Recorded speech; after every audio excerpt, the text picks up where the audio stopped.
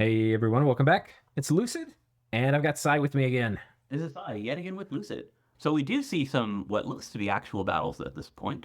We've got Pangia attacking Gath, so it looks like it was not a timer thing. Both sides were just very timid. And now we'll actually get to see potentially some armies deployed. Yeah, that while there were a lot of pings last turn, there wasn't hardly any actual combat. We've got Zabalba fighting Arithia, trying to plunder some stuff pretty quickly before they have to deal with Pan or Gath. Presumably the Pan Arithia nap, the Pan Zabalba nap is pretty close to ticking down. It should be up this turn or next. But it also could be they just end their nap as kind of like a diplomatic move. But then as it ends, they're like, yeah, we shouldn't fight each other. So we'll see what actually happens. Because quite frankly, both of them have other things they're going to need to be doing. Yeah. Oh, TNG sending us some messages. Pan has expressed to me his inability to fight Gath army to army, according to Tess. Wow, who could have possibly foreseen this? Anyway, healing people likely will not be able to afford to delete our armies with magic paste at the moment, so I think I'm going to move out again. It's just hard to modicate myself to properly script an army. I'm thinking of going after Agartha, haha. Taking our throne off of them would help against getting Dom killed, but maybe sieging a fort down from them is overly optimistic at the moment, and I should go after the relatively undefended Pan ports. I think Agartha's more in his weight level at this point. He should be able to beat Agartha. Also, Yeah. Pan has an empowered Darkvine. No idea what is going on there, but I can't wait to find out. Oh man, that sounds fun. How do you get a dark? Like Our that's gift not a. of reason. I mean, yeah, but that's not a transformation target, right? So he had to manually. Yeah. Reason. Okay. Okay. I Well, could divine. imagine there could be something for it. They're mindless. I don't know what it would be. So mindlessness is nice. They're not lifeless. They have a fat wad of hit points. So maybe this is just something to like survive while holding up a big spell. But then you have to empower them all the way. Huh. And it's probably just a fun toy, given that it's late game and you have so much stuff to work with. Yeah. All right, from Gath. So, for those interested in the Doom horror business, my prophet has just successfully killed Umor and got weakened. So 200 pearls were used up so far for no result. Let's see what happens next.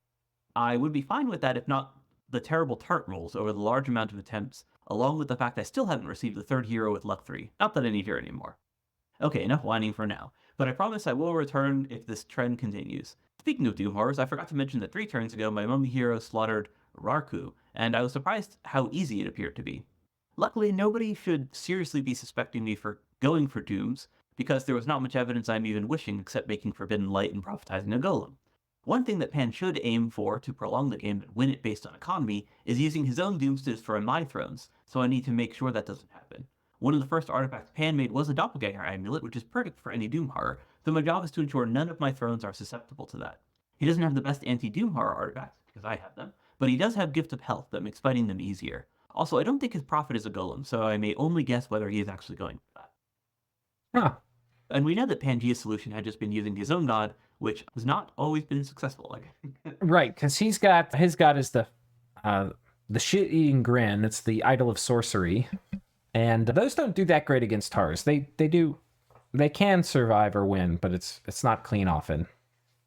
Especially with Doom Horror specifically, which can get you a reasonable number of things that can just straight up kill. Right. Yeah, like Doomhearts, they've got 6 armor negating attacks often, and they teleport, so they can kill you before you even do an innate casting spell. It's kind of silly. To the other news, Pan finally stole the harmonica and expect Gatestone to follow, and withdrew everywhere, not launching even a single attack except a mine hunt that killed my S1 Abba. That was very surprising to me because it was he who cancelled our nap.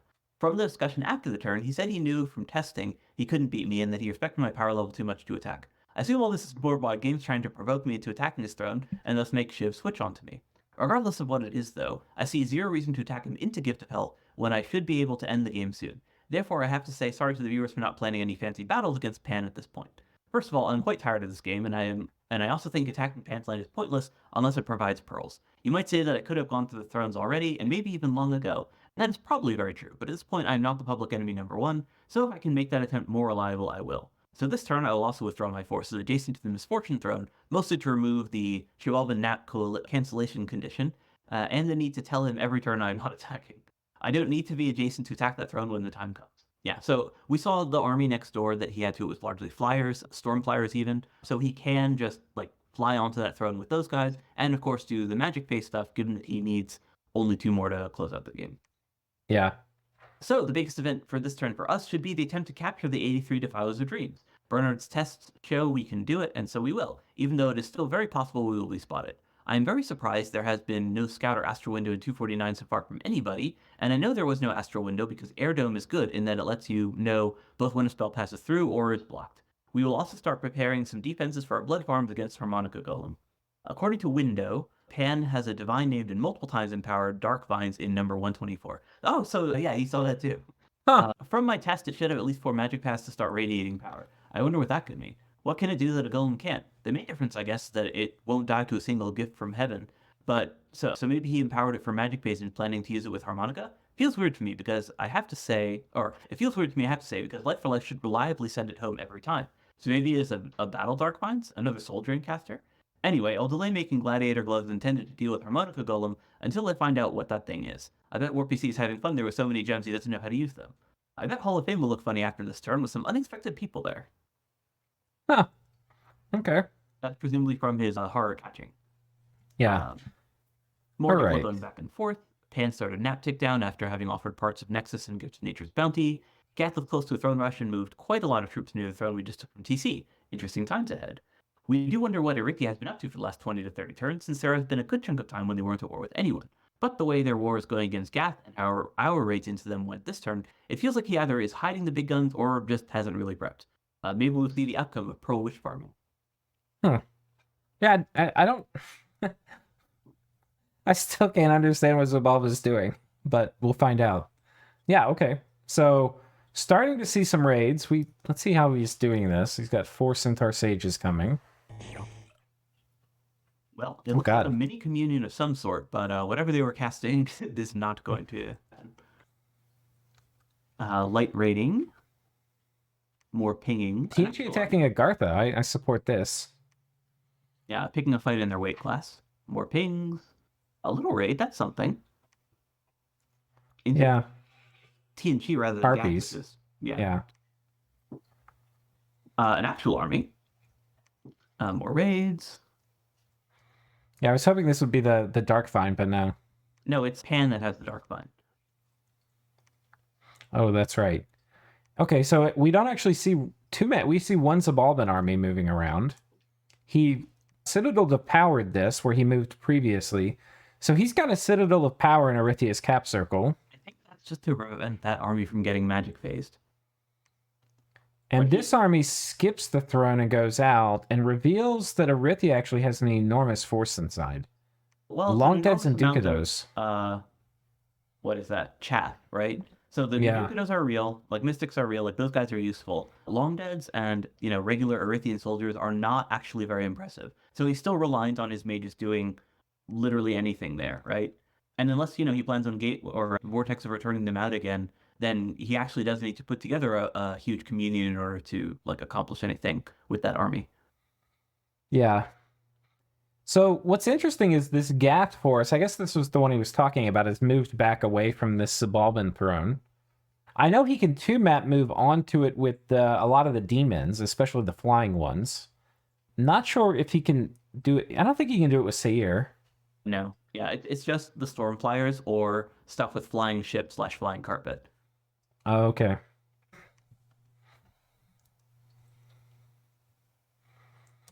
I mean, this is kind of an army. But I don't know. I mean, obviously, in this turn it was counter raiding, but I don't know, what it's doing because that army can't fly now. He can't bring all of those Shadim onto the throne if he wants to go for it next turn. He can. It's a mountain pass. Well, if the commander can fly, it can't. It can't. But even if it he put flying carpet on it or whatever, it wouldn't. Oh, I guess it could lead the Stormflyers. So that would work. Well, does he have? He could have flying boots on him. That's all he would need.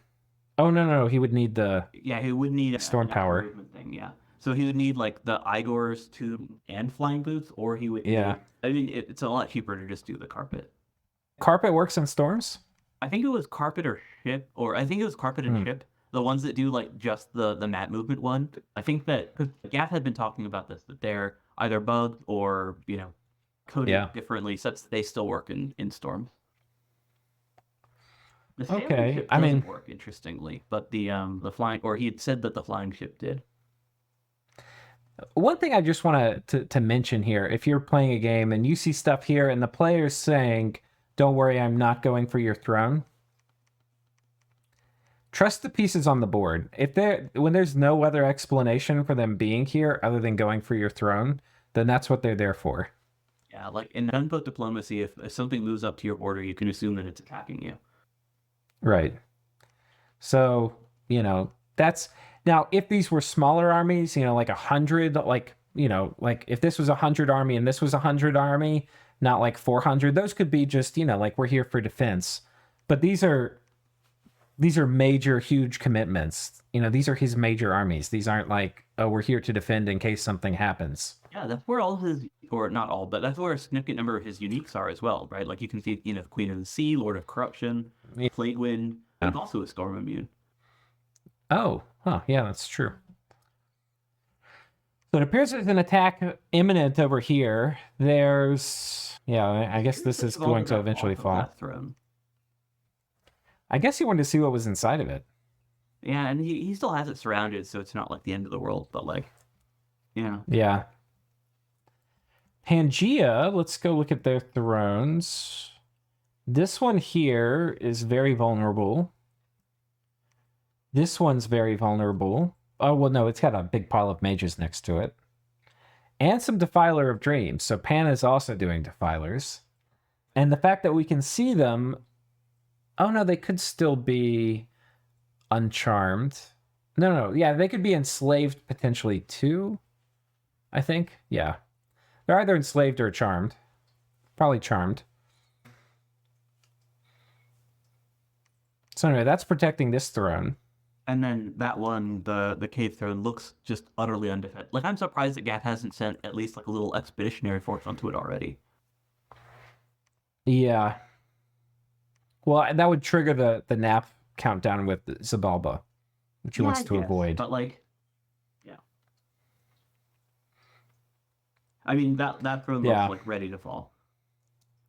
So I think this turn we're going to see the magic phase attack from Zabalba. That's what I'm guessing. I think him pulling his armies back was the feint, and then Zabalba's also just wildly out of position for a throne rush. He's got all this stuff, on Arithia's forts, and yeah, it's not going to have anything to say about anything. Yeah, one thing that we're that's also up there is that like the Pangia Arythia team hasn't dispelled Gath's Eternal Storm. Like that's also true. If their big concern is preventing a Gath throne rush, then allowing Xibalba to have the mobility to respond to it would actually be pretty important for them.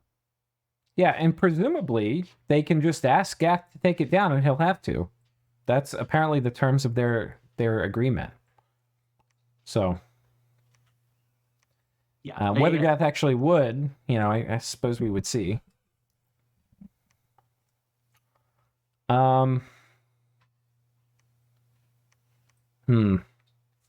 Yeah, let's see if Pan... I mean, because this is the thing, too. Pan has declared war, but we haven't seen him... Like, he needs to go punch Gath in the face.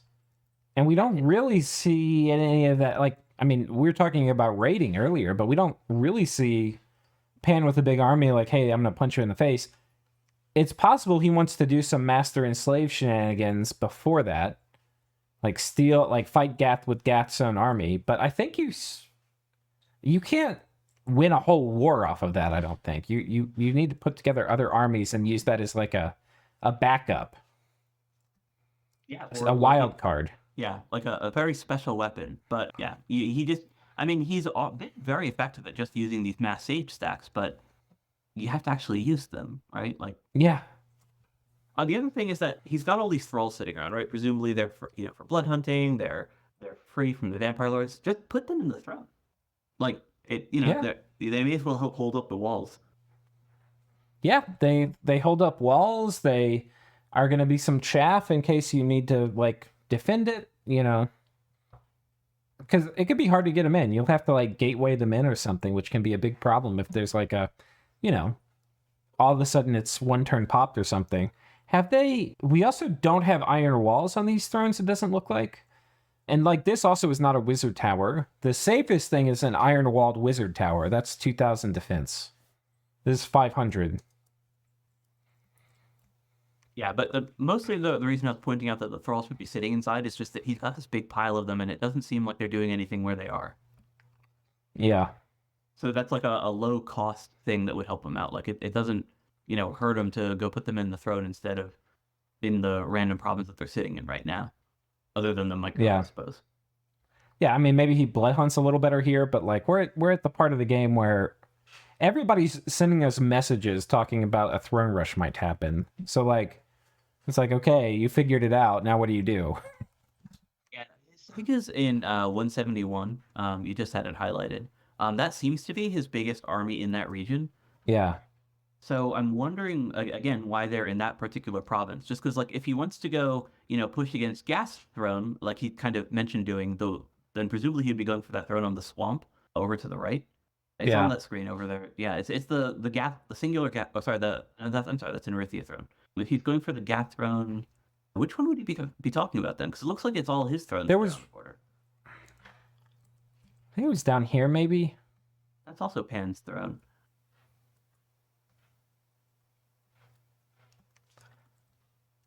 Okay, this is a Gath throne he neighbors. And that has a huge Gath army. So maybe that's what that. So I see that army just to its north. That's probably Pan's biggest force. So that's probably where that one is headed. But I don't see what all the sages are doing there, because like obviously he's finished with his research, right? So he has the one. Yeah. So those guys are going down to that Gath throne. So we know what they're doing. But the one we were at earlier, the 171 army, like that's his biggest army in that region. But it doesn't seem like it's in position to do anything, right?